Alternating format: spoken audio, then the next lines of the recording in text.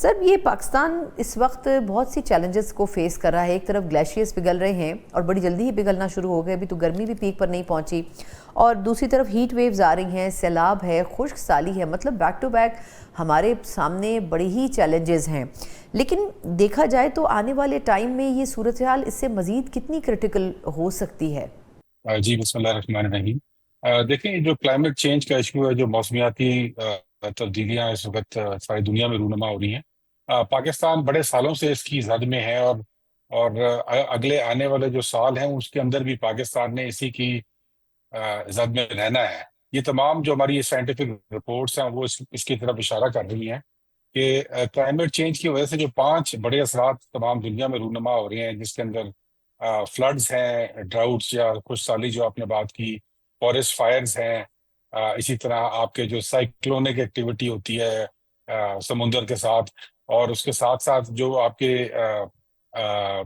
Heat waves ہیں. یہ 5 بڑے امپیکٹس ہیں جو کلائمیٹ چینج کی وجہ سے ہوتے ہیں. اور یہ ورلڈ اکنامک فورم کی ایک رپورٹ نکلی تھی پچھلے سال, جس میں انہوں نے بتایا کہ دنیا کے بہت کم ممالک ہیں جہاں پر یہ 5 امپیکٹس رونما ہو رہے ہیں, اور پاکستان انفارچونیٹلی ان ممالک میں شامل ہے جہاں پر یہ 5 امپیکٹس بڑے اپنے زور و شور کے ساتھ اور ایک سائیکل کے ساتھ یہ رونما ہو رہے ہیں. ابھی بھی اگر آپ دیکھیں تو پاکستان اس وقت ایک ہیٹ ویو کی زد میں ہے, اور یہ پریڈکٹڈ ہیٹ ویو ہے, یہ ایسی نہیں ہے جو کہ پریڈکٹڈ نہیں تھی. یہ سال جو انٹرنیشنل کلائمیٹ ٹرمز ہے اس کے مطابق ایک سپر ایل نینیو ایئر ہے. یہ ہر 8-10 سال بعد یہ ایک ایسا سال آتا ہے جب پیسیفک اوشن کے اندر جو ہے وہ گرمی بڑھتی ہے, اور اس کی وجہ سے موسم میں تبدیلیاں رونما ہوتی ہیں تمام دنیا میں. اس ایریا میں جہاں پہ ہم رہتے ہیں ساؤتھ ایشیا میں, وہاں پر اس کے 2 اثرات ہوتے ہیں. ایک یہ کہ جو مانسون کی بارشیں ہیں وہ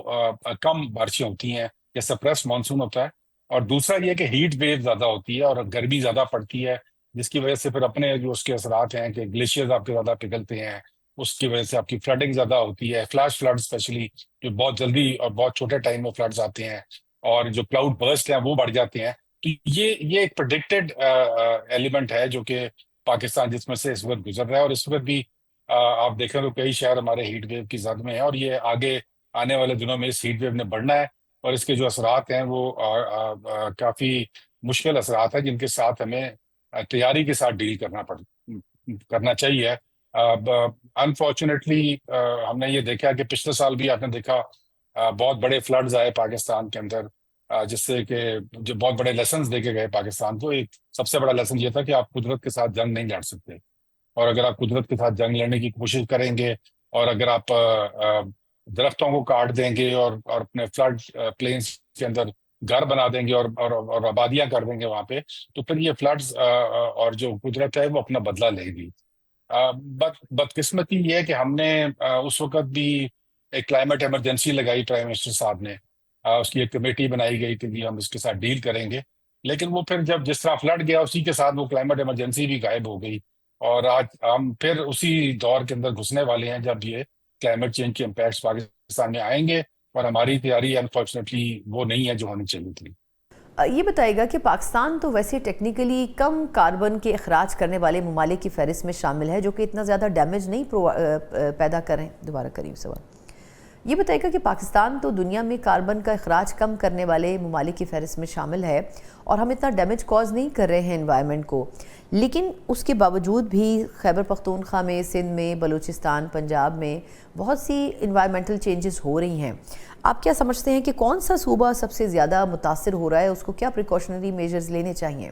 دیکھیں اس میں جو پہلی آپ نے بات کی وہ تو بالکل آپ نے درست بات کی کہ یہ کلائمیٹ انجسٹس اس کو کہتے ہیں, کہ پاکستان جیسے ممالک جو کنٹریبیوٹر نہیں ہے اس پرابلم کے اندر, ہم نے یہ مسئلہ پیدا نہیں کیا دنیا کے لیے, لیکن اس کے باوجود پاکستان اس کی زد میں ہے. اب یہ ایک ناانصافی تو ہے, انجسٹس بھی ہے, اور اس کے لیے پاکستان ڈپلومیٹکلی آواز بھی بلند کرتا رہتا ہے تمام گلوبل فورا پہ. لیکن اس کا حل جو ہے وہ یہ نہیں ہے کہ ہم صرف شور مچاتے رہیں کہ ہمارے ساتھ ناانصافی ہو رہی ہے, کیونکہ یہ مسئلہ تو درپیش ہے پاکستان کو, اور پاکستان نے ہی اس سے ڈیل کرنا ہے. ہم دوسرے ممالک کے پاس جا کر اس سے ڈیل کرنے کے لیے نہ تو فنڈنگ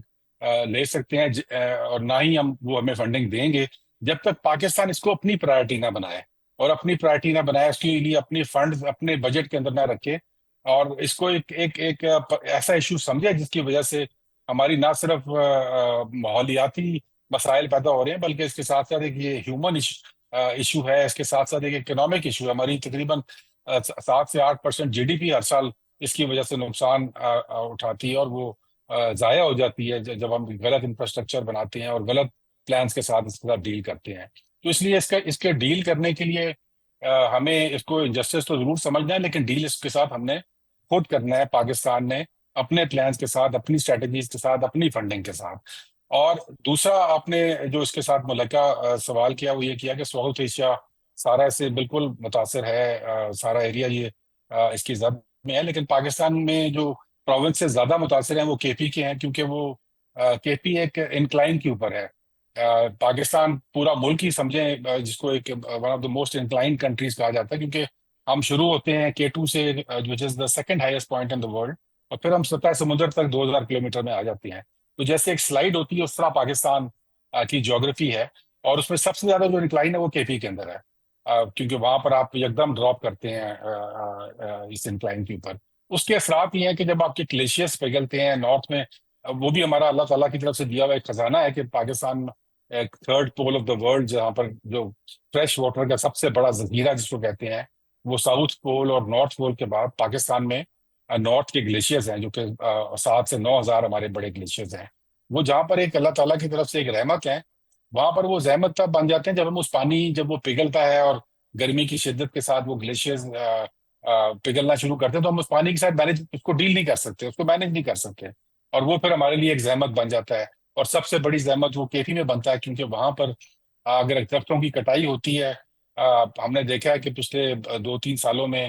ابھی ایک رپورٹ آئی تھی کہ اپر دیر کے اندر اسپیشلی بہت زیادہ کٹائی کی گئی، اور آج ہی میں پڑھ رہا تھا کہ KP گورنمنٹ نے نوٹس لیا اور وہ ٹمبر مافیا کے خلاف ایکشن کر رہی ہے. But it is too little too late. I think جو ایک ویژن تھا